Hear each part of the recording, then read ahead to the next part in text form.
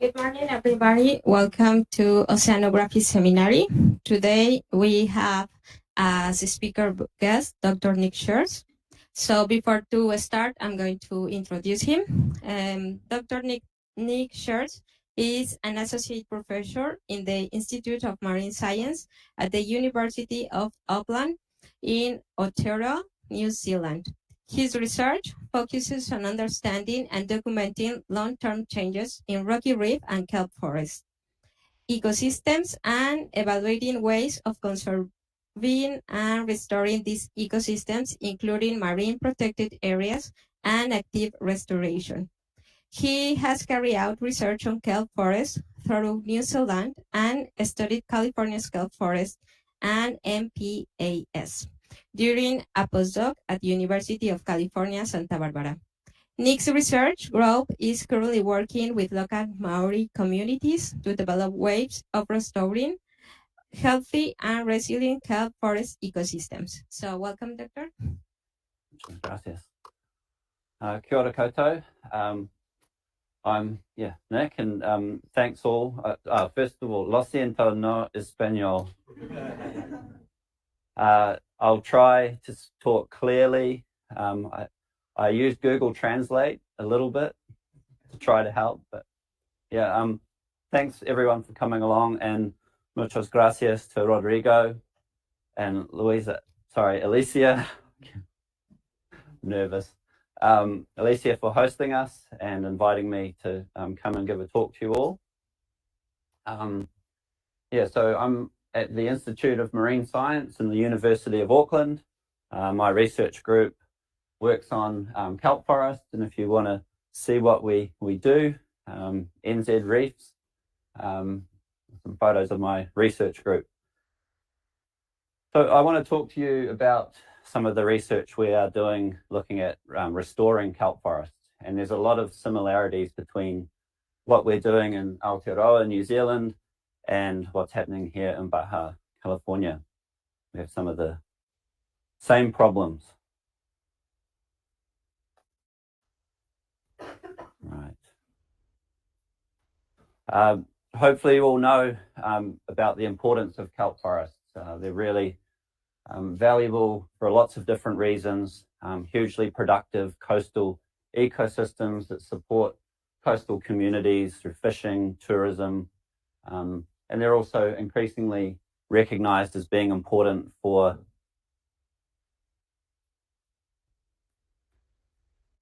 this is a problem with copying someone else's presentation. Increasingly, we're understanding their value for carbon sequestration and their role in climate change mitigation. So, where are we? So we're going to go from Baja all the way probably to the furthest part of the Pacific, across to Aotearoa here. New Zealand. New Zealand spans about 1,500 kilometres, 1,500 kilometres, which is not too different to Baja here, which I think is about 1,200 kilometres. But remembering, for us, warm in the north and colder in the south. So we have it's flipped around in terms of our latitude, right? So our northern kelp forests here are warm water species like Eclonia, very similar to Eisenia. So Eclonia radiata, so a kelp forest about 1 to 2 meters high. And then in southern New Zealand, we have Macrocystis, the giant kelp. It's Macrocystis from about here down. So our main drivers of kelp loss are similar to here in Baja. So the impact on kelp forests, sea urchin overgrazing, which has been linked to overfishing of predators. So the sea urchin predators have been harvested, leading to more urchins. We also have impacts of sediment runoff. You can see sediment running from the rivers along a lot of the coast, and increasingly now climate change, warming marine heat waves. So with the warming with the warming oceans and the marine heat waves, we're seeing impacts on the macrocystis, loss of macrocystis in southern parts of the country. In the north, we're getting increasing subtropical, tropical species, so tropicalization. And then we're also seeing really novel impacts of marine heat waves. These are marine sponges that have been bleached. So we're seeing mortality and die-off of marine sponges due to warming, extreme warm events. So we're going to start up in the north of New Zealand, northeastern coast, and this is our a fairly healthy kelp forest. So roughly about this high. You've got a big snapper cruising around. But there's been a lot of loss of kelp forests due to sea urchins increasing. This is our common sea urchin, kinna, known as kinna, Evoclinus chloroticus. It's a popular food for Māori people, important for Māori people as a kaimoana. But it can become a problem and cause these urchin barrens. So similar to what you're seeing here in Baja, but it's a bigger urchin. And this is not a new problem. If we just look as an example, here, this is Auckland, the biggest city in New Zealand. We go out to little barrier island here. You'll see there's urchin barrens all the way around the island. And if we zoom in on this particular area, you can see this is what the reefs look like. And we have this distinctive band of urchin barrens along the coast from about 2 meters down to approximately 10 meters depth. And below that we have kelp. And those barrens formed in about the 1970s, 1978. You can just make it out. But if we go back further in time, the 1950s, hang on. You can see that there were no urchin barrens in the 1950s before the fishing really got established. So what's caused this change? So with an increase in sea urchins, we get impacts on other fisheries like abalone, and then the sea urchins themselves are small with very poor roe quality. What's caused this change? The main reason, at least in northern New Zealand, is the loss and overfishing of these large predators. Yeah, Google Translate. So this is a spiny lobster, Jace's headwardsii. They can grow very big and were once very abundant on our reefs. One of the main predators. So important predator. But there's a large commercial fishery, recreational fishery, and also customary fishery with Māori people. It's an important species, a kura.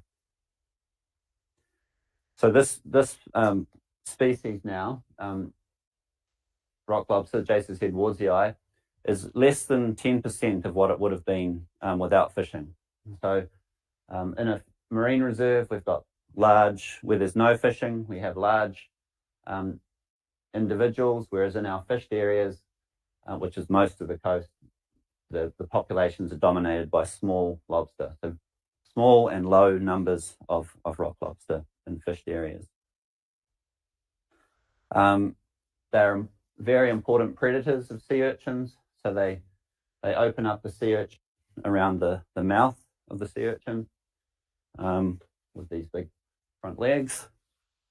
And the other main predator that we have is the snapper, tamuri, Pagris auratus. So it's a sparrowed and it loves to eat sea urchins. People like to catch the snapper, and as a result, the snapper populations have really declined from after about the 60s, 70 through to now. So without these predators, we're seeing increases in sea urchins. So this is showing you how a snapper, snapper feeds on a sea urchin, just swallows the whole thing. The snapper's probably this big. I'm not sure why it's doing that. So these large fish now are very rare. This video was in a marine protected area in a marine reserve. So we see big snapper inside the marine reserves. So how do we restore these ecosystems? How do we restore the kelp forest back to these areas that are now urchin barrens? We know how to do this through long-term marine protection. This is where our university research station is, the Lee Marine Laboratory here. This is on the northeastern coast, and it's the oldest marine reserve in New Zealand. So it's no fishing at all, completely no-take marine reserve. It was established in 1977, so now being protected for 46 years. It used to be very popular in the 60s, very popular for fishing, taking out big snapper and lobster. But now it's totally protected, and tourists, so very popular for tourists to go snorkeling. You can see lots of snapper and lots of fish in the marine reserve. So when this marine reserve was established, this is the island here. You're looking here. When the marine reserve was established, all of that reef here was urchin barren. So in the 1970s, after decades of fishing, there were very few predators and lots of sea urchins in the marine reserve. Once it was protected, we saw a large increase in snapper and spiny lobster, and a decline in sea urchins. So now if we look at those reefs, it's all kelp forest in the marine reserve. So it showed how recovery of predators leads to a decline in sea urchins and an increase in kelp. But this took about 30 years. So it took about 30 years for the kelp to recover. So a very long time. So we know that we can protect areas, allow the predators to recover, but it does take decades. This is actually just showing you a map of the reefs, and the pink color is urchin barrens in the 70s. Now 2019, no urchin barrens, but near the reserve edge and outside, you've got urchin barrens here and urchin barrens over here. So it was very effective, but it's taken a long time.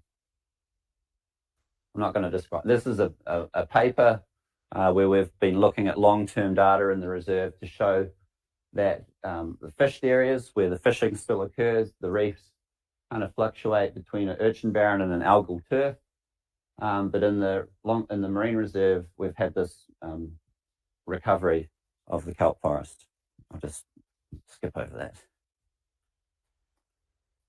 Okay, so while marine protected areas can allow kelp to recover, it takes a long time, and there's a lot of opposition to establishing marine protected areas.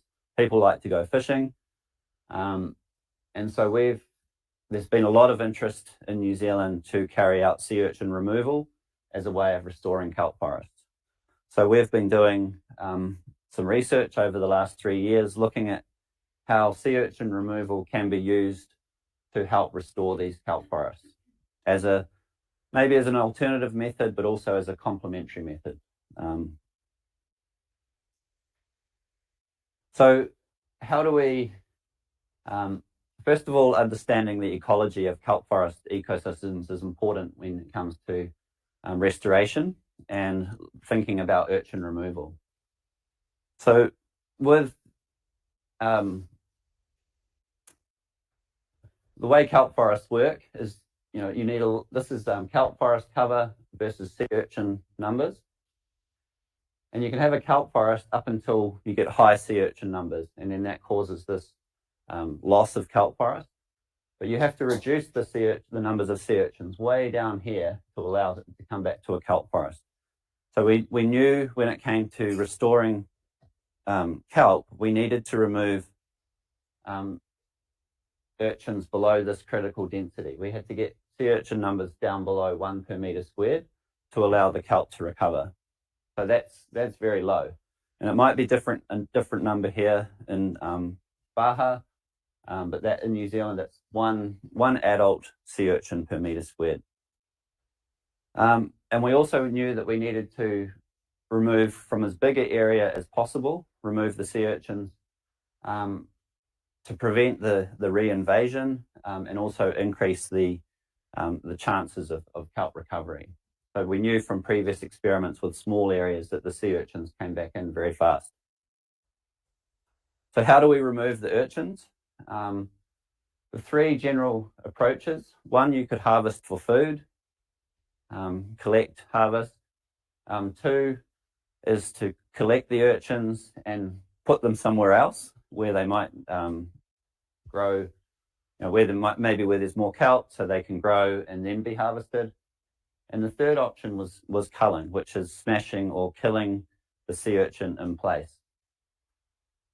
This is not a very popular approach in New Zealand. For Māori people, for the indigenous people, the sea urchin is a taonga, a treasure, an important species. So they didn't like the idea of this initially. But we needed to do some research to understand what are the best methods, what is the most practical and most efficient. So this work is part of, this is Kelsey Miller, this is part of her PhD research. Well, her whole PhD has been around these experiments. What is the most efficient method of removing sea urchins? Because we wanted to do as big an area as possible. What we did is we compared sea urchin removal rates for the culling or the smashing. So this is a steel pipe to smash the urchins versus collecting, put them in bags, taking them up to the surface and taking them away. And we did it both on free diving and on scuba. So what we found was that the culling, the smashing of the urchins was about 3 times faster, which means if you are smashing or culling urchins, you can, with the same effort, you can cover 3 times the area. And it was also faster on scuba compared to free diving. So that's not surprising, but we needed, in order to get our permits and get approval from the local Māori iwi tribes, we had to do these sort of trials and discuss the results with them. So we worked with the local community and we sort of decided, well, we would harvest the urchins when the quality was okay. So we would harvest from removal areas. But this is showing you a sea urchin from a kelp forest and an urchin barren. So we found out fairly quickly that the urchins in the barrens were no good to eat, and the local community, local Māori community didn't want them. So we tried to give them and they were like, nah, we don't want them. So then they actually let us cull them. We have another project where we've collected and translocated them, but that's generally for different reasons. So what we've found is that while it would be nice to collect them or harvest them, in order to remove over big enough areas, culling was the most efficient. And I guess as far as a restoration tool, ideally you'd use a combination of different approaches. Okay, so then we went to the sea urchin removal experiment. So we wanted to remove urchins from large areas to look at the recovery of kelp in those removal areas. So the approach that we used was to identify large and semi-discrete areas. So areas where there would be little invasion of urchins coming in from the side. So this is the deeper kelp forest, and then we have these rocky areas, and then we systematically removed all the urchins from the bay.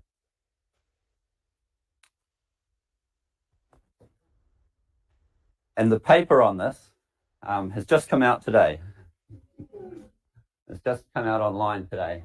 So, so what we did is we have 4 removal sites across the Hauraki Gulf, so different environmental conditions. And we've removed the urchins from these 4 areas.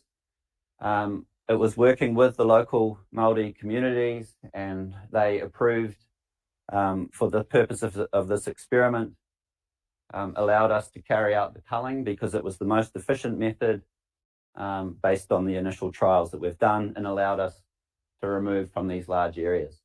So it was just a single removal, just one time, carried out over it took about 1 month, between 2 weeks and a month at each site to remove all those urchins. About 50 hours of diving per hectare. Yeah. So this is what happened. The kelp grew back. It worked. So this is Kelsey doing her surveys up in a shallow zone. It's this is sargassum, but a native sargassum species in New Zealand.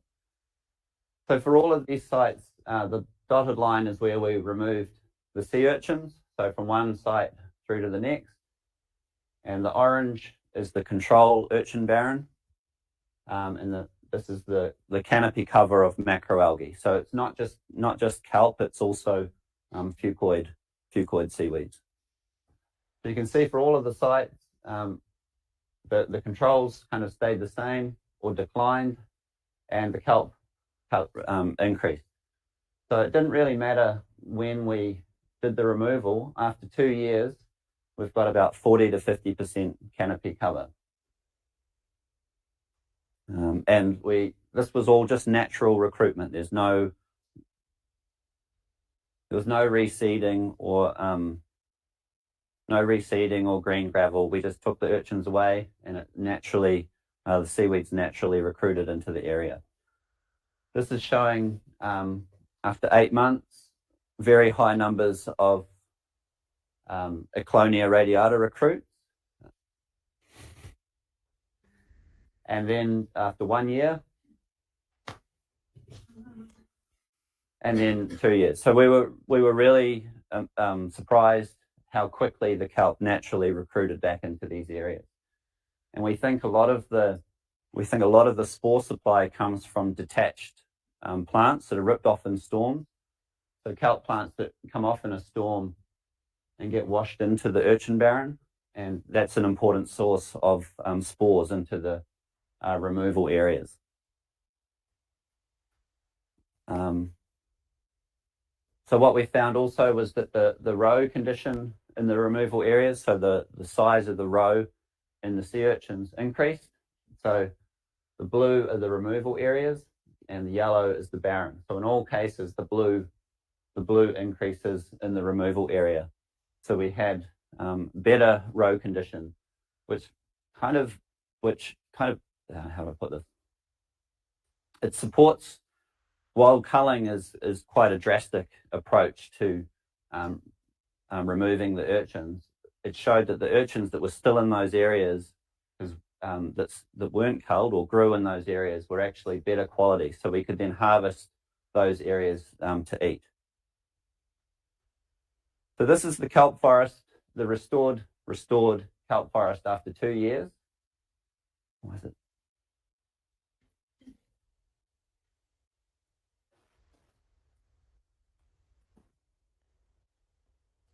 What? Oh well. So this is 2 years it's taken, and those plants are about 1 meter high. You can see the sea urchins in here feeding feeding on the drift kelp, so bits of kelp that have fallen down. Shame it's jerky. So what we've found is that the kelp grows back. In this case, we've seen improved urchin condition, but we've seen no recovery of any of the predatory species. So you'll see there's no fish in the video. These areas are still being heavily fished by people, so they're not protected. People go spearfishing in our removal areas. They set commercial fishers set traps for lobster in our removal areas, and people go fishing off kayaks. So a lot of fishing happening in these areas, and so there's been no recovery of predators. So what we're now starting,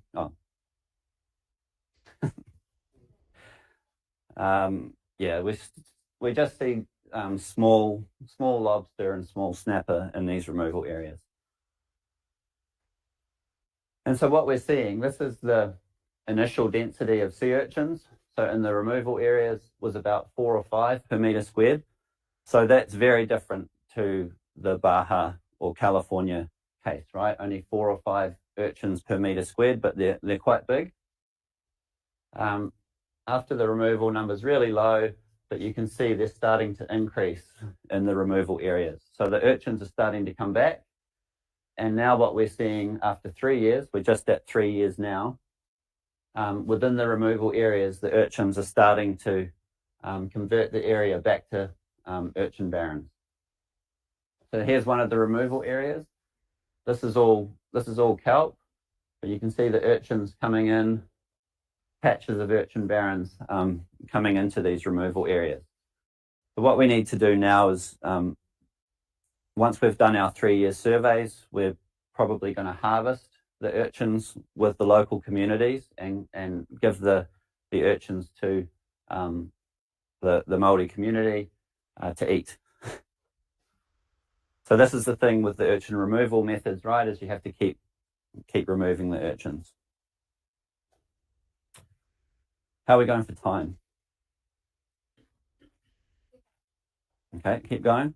Okay, one more example. We're just going to fly down to the South Island, top of the South Island here. This is the Marlborough Sounds, and this is an area where there was historically a lot of giant kelp. There's still some giant kelp in the outer part of Queen Charlotte Sound, some giant kelp, but it's all urchin barren all the way in. So this is just another example of where we've done an urchin removal experiment, and you can see in this case there isn't a deep Eclonia forest. It's just a shallow fringe of seaweeds and then urchin barrens down below.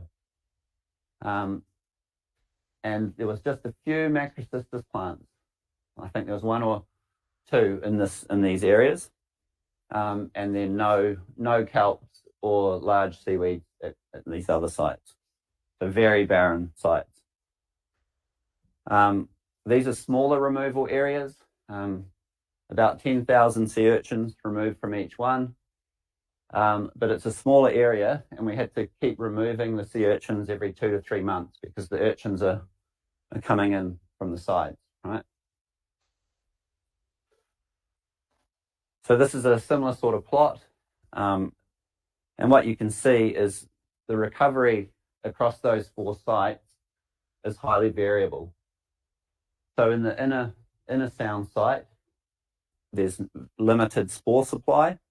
So we haven't seen much recruitment. There's very few seaweeds or kelp at that site. So that's a potential site where reseeding or green gravel methods might be really useful. But at the outer sites here, where there's still some remnant populations of kelp, we saw a rapid recovery. This was actually Undaria, so the invasive kelp came in during spring. But then at the end of summer, the invasive kelp had gone, and this is all macrocystis, and Eclonia and fucoids. This is a Eclonia recruit that was found at this site here. we found a few small Clonia recruits, and the nearest Clonia is out here. So that's come from a few kilometers away. So the spores do travel quite a way away. All right. I think I'm nearly finished. I think. Yeah. All right. So how do we restore resilient kelp forest ecosystems? I think we've shown that sea urchin removal can be very effective in allowing or promoting kelp recovery. So we use large discrete areas where there was minimal reinvasion and removed all of the urchins below that critical density to promote that recovery of kelp. Culling was the most efficient method, but recognizing that it is culturally, socially, may not be the preferred method. Ideally, you want to use those urchins if you can, but the reality is there's millions, billions of these urchins out there, and if you just want to restore the kelp, culling is probably the most efficient option. Reseeding. We didn't use any reseeding, but there's certainly some of our sites where it might help to speed up the recovery of the kelp forest, especially in places where they're recruitment limited. The urchin removal leads to improved roe quality, so there's real potential there to work with fishers to remove the urchins initially, and then go through and continue to harvest in removal areas as a way of maintaining the kelp and having a higher quality urchin product.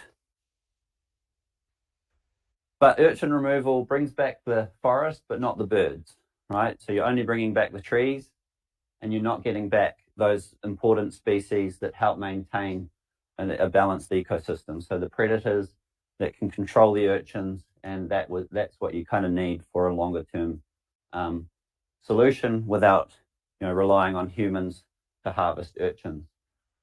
So overall, I think for restoring kelp forests, we need to use a range of approaches to ensure their persistence.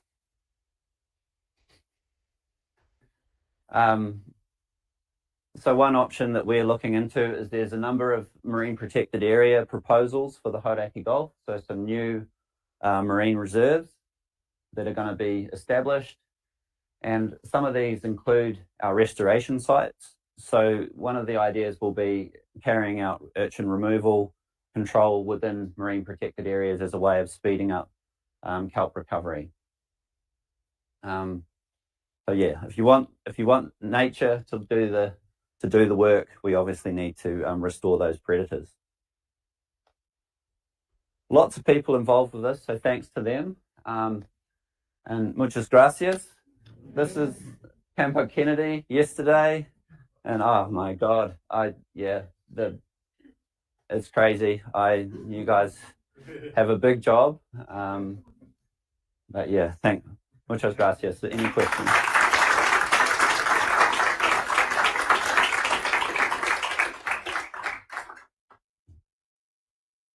We have time for some questions.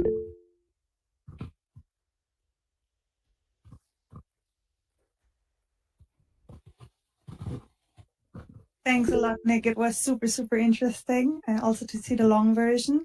Did you account for temperature as well?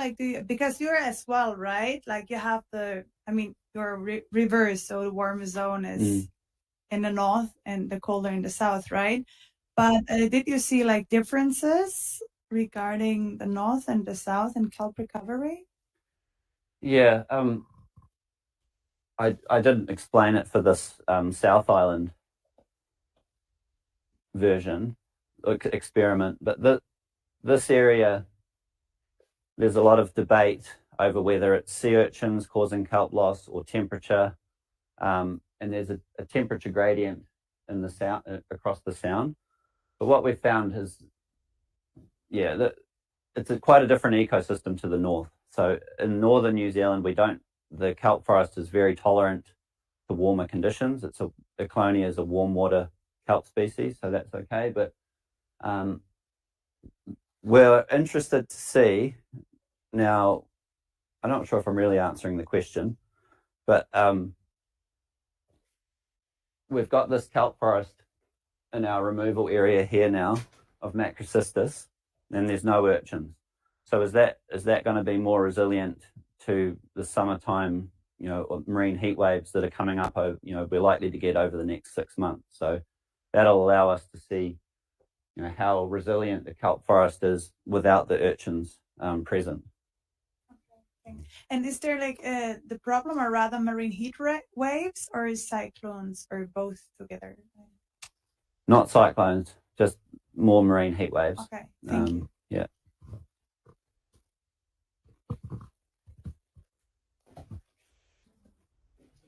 Wait your turn. Hi. I have a question about looking at the pictures of the recovery of the kelp forest on the different years. Did you saw a difference in the decolonization of the algae, or like Yeah. there was a succession of a species? Yeah, I have got a slide.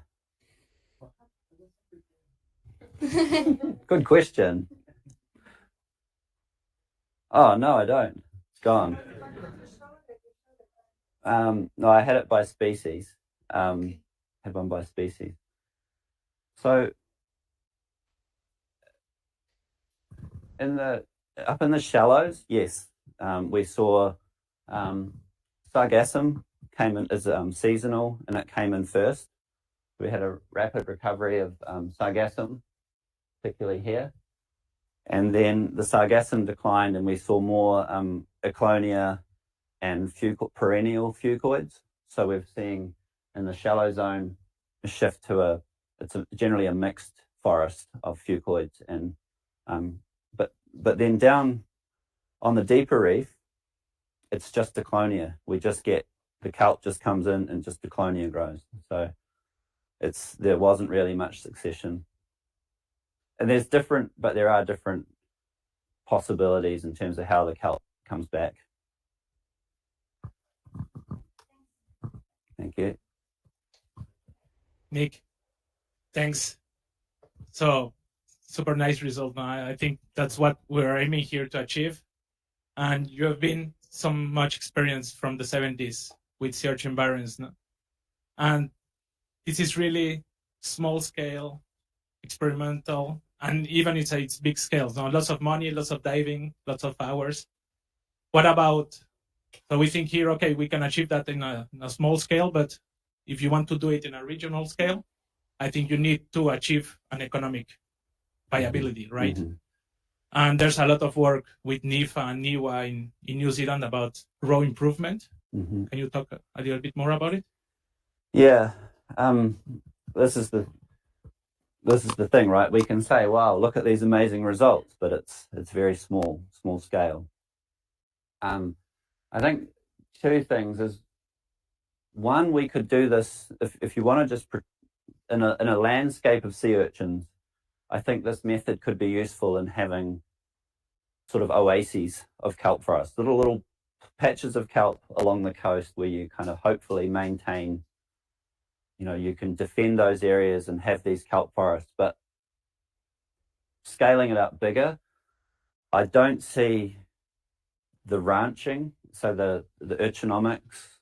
I think that's really interesting and potentially a valuable, or there's a market there, a business potentially to use these urchins, but there's just so many urchins, and the scale is so big. I don't know if you could ever achieve sort of just going back to this picture, right? Like the numbers of urchins and the scale of the urchin barren problem, we need bigger solutions. And where the predators can do it,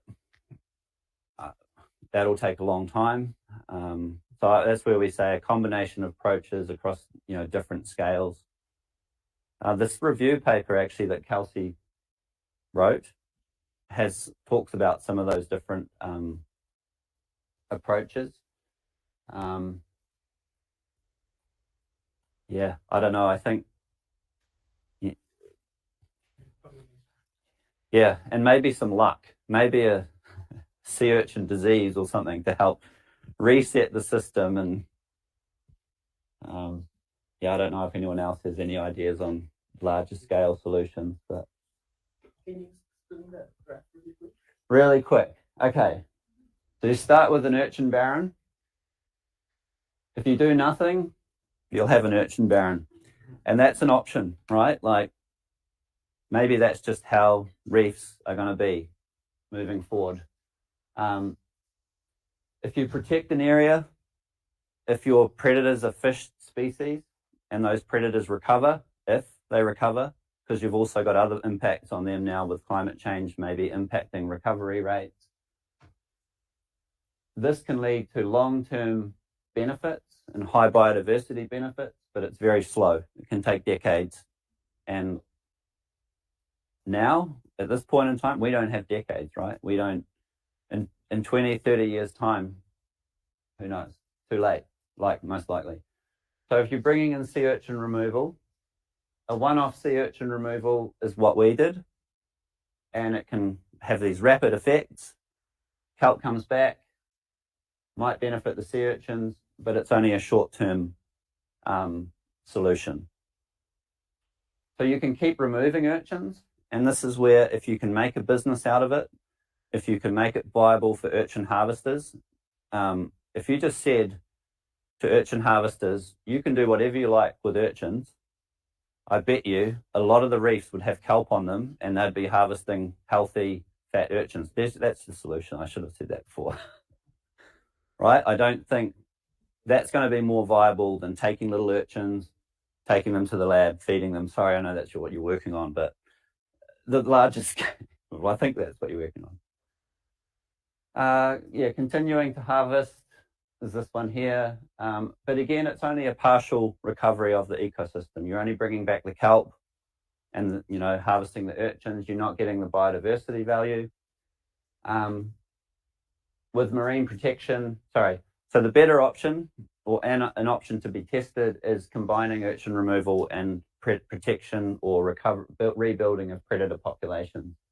So you've got the predators there, keep the urchin numbers down, hopefully provide a more resilient outcome. So, you know, but I think there's room, and there's also all of the other restoration approaches, right? This is a very urchin-centric approach, but where other factors are limiting the kelp, then you need these additional restoration options added in. So we just got to start trying things. Well, okay. Do you say the kelp forest doesn't recover entirely because the large predators doesn't see it? What do you think you're gonna do to recover all the biodiversity? Yeah. So that in the New Zealand system, it's quite clear because our main predators, the lobster and the fish, they are heavily fished. So protecting those predators in marine protected areas is so that I didn't. So these are going to be hopefully totally protected areas where the predators will be able to recover. So then you have, hopefully you can restore the whole ecosystem, you know, the whole food web, the predators down to the kelp. Yeah, so maybe I'll talk to you after about it to go through it more clearly, slowly. Yeah. That's a very short question. Like, who would decide if it's a marine protected area or not? Like the Maori people or like government together?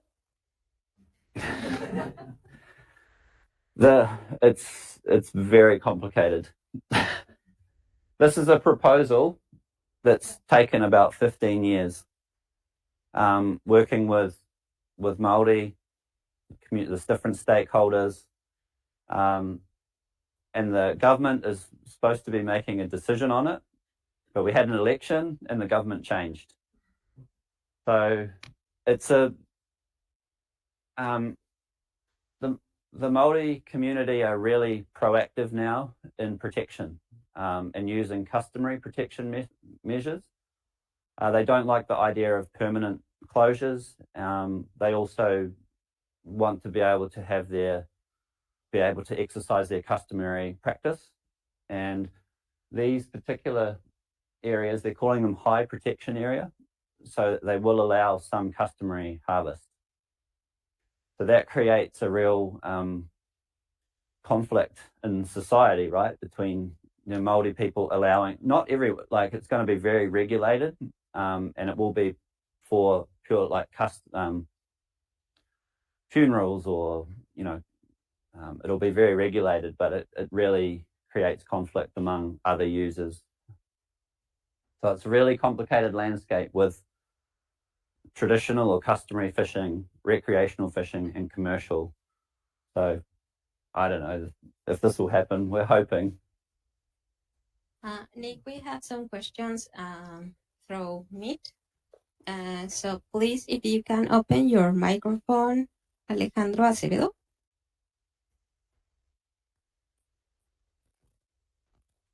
Hi, yes, I had a quick question regarding how you determined the critical urchin density. What methods did you use, and how long did that study take you, more or less? Can you put it in the chat? We cannot hear you. Here's a question. If you can write, please. And we have another question in the chat. Yeah, I can see the one in the chat. So the question in the chat is, how far was the nearest kelp forest? So that's, a really important point, which I think I didn't make. In the northern New Zealand case, the kelp forest is very, very close. So there's just kelp deeper at the site. So you get a lot of higher spore supply into the barren. But in the sites where we had macrocystis, there were a few macrocystis plants nearby, but very few. We thought with that experiment, if we got one macrocystis growing in our removal area, we would have been happy. And so when we came back and there were hundreds of them, we couldn't believe it. That was really surprising. In that experiment where we got the Aclonia recruits, they were about the nearest kelp that we know of was a couple of kilometres away. Second, do you think that urchin recolonisation by kinner was from new recruits or that might have migrated into the removal plots? So it's both. You get urchins coming in from the sides. And we're also, when we do the removals, we're only taking out urchins bigger than about 40 millimeters, so bigger than kind of golf ball size. So smaller urchins are very well hidden, not like here where you've got little ones out in the open. You guys need some snapper, I think. But all of our small urchins are hidden. So after 2 years, they've grown and sort of emerging, and that's why we're getting an increase in those urchins. But the idea is that those urchins now have more kelp to eat and will be better conditioned for harvest if you can keep the numbers down. Did you see any of the kinner passively grazing, staying in the cracks? Yep. After the removal, almost all of the urchins stayed in the cracks for the first 2 years. It was only about now, after 3 years, that we're seeing the urchins coming out and more actively grazing.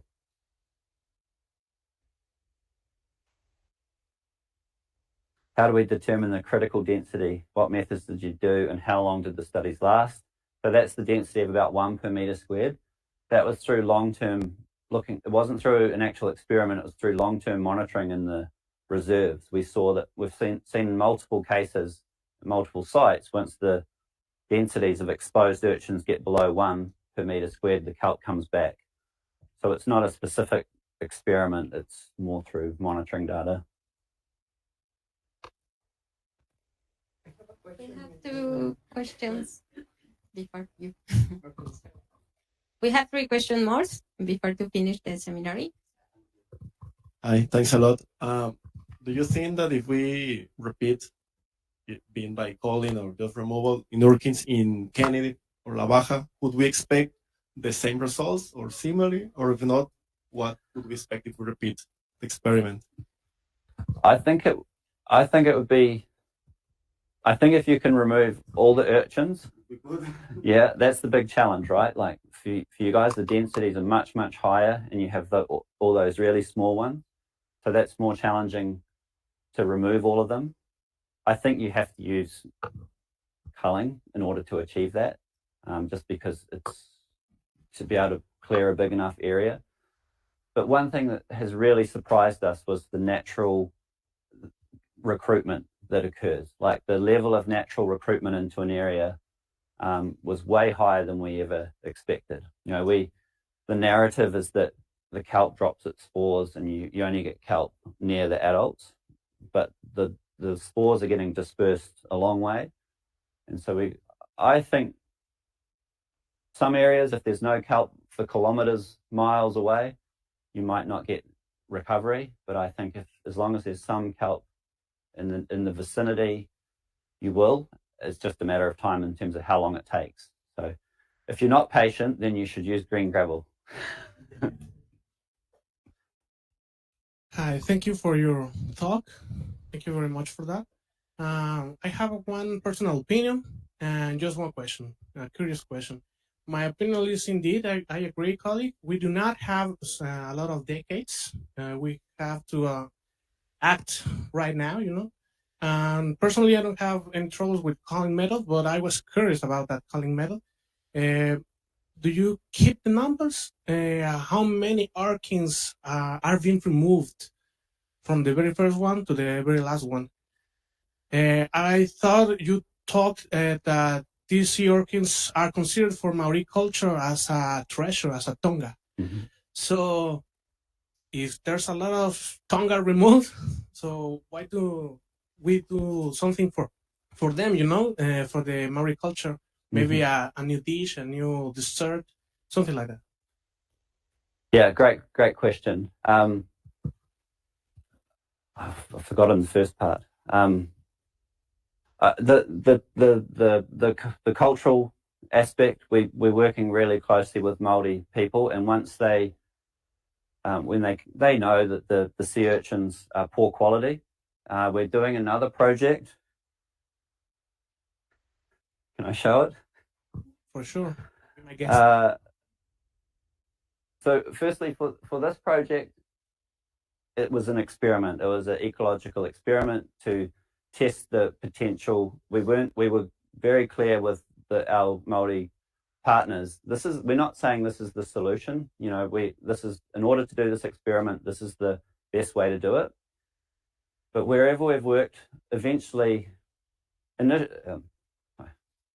for the Māori people that are more connected to their marine environment, that are divers and they've seen it, they're like, just smash, because there's millions and millions and they're a problem. And yes, they're a tonga, but they're a pest. So when they're healthy, when the ecosystem is healthy, they talk about it having a mauri, a life force. When it's healthy, then those kina are a tonga. But when it's an unhealthy system, they're a pest.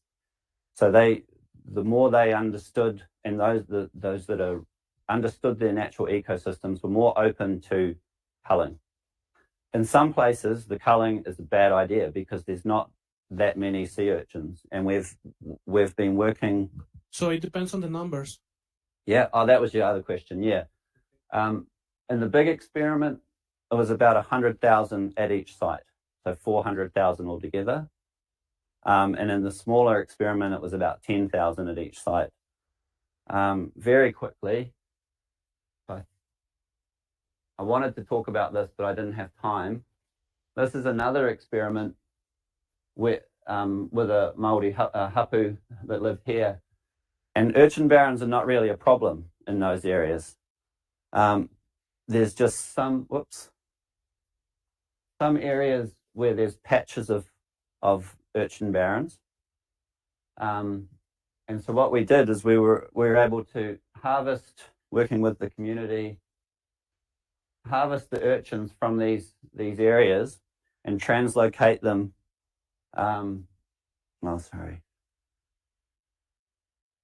Translocate them from an urchin barren into their coastal reefs where there's lots of seaweed, and they were then able to harvest those urchins. So we're taking the poor quality urchins, putting them in close to near to the community, and then they're able to harvest them and for food.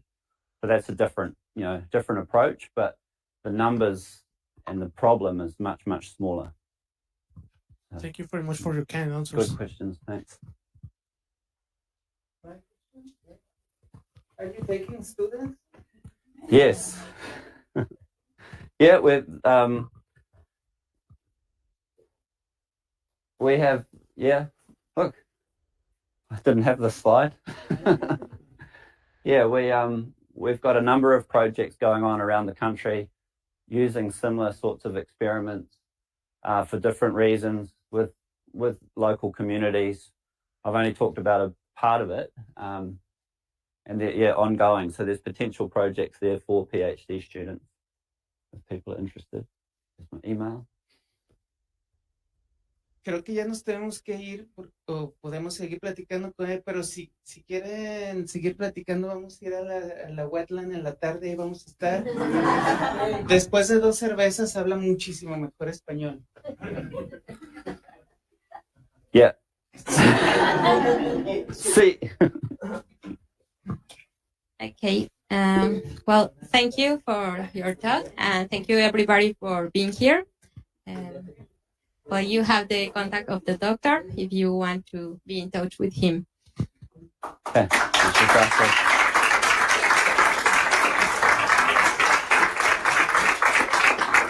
Thanks. Sarah was online.